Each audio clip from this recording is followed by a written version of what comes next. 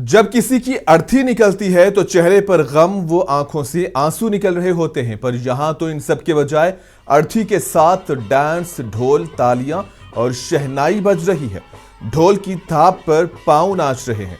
इस मंजर ने सबको हैरान कर दिया।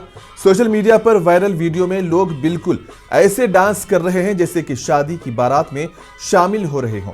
कुछ लोग नीचे झुकते हुए तालियां बजा रहे हैं तो कुछ हवा में हाथ उठाकर रक्स कर रहे हैं जैसे कि ये अर्थी नहीं बल्कि डीजे की बारात चल रही हो।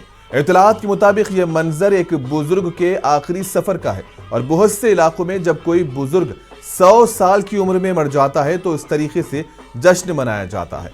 इसलिए बगैर किसी रोने धोने के गांव वालों ने न सिर्फ ये रस्म अदा की बल्कि आखिरी रस्मात पूरे जोश और खरोश के साथ अदा की गई। वायरल वीडियो ने लोगों की सोच और सकाफत पर सवाल उठाए हैं तो वहीं सारिफीन वीडियो पर तरह तरह के रद्द अमल दे रहे हैं।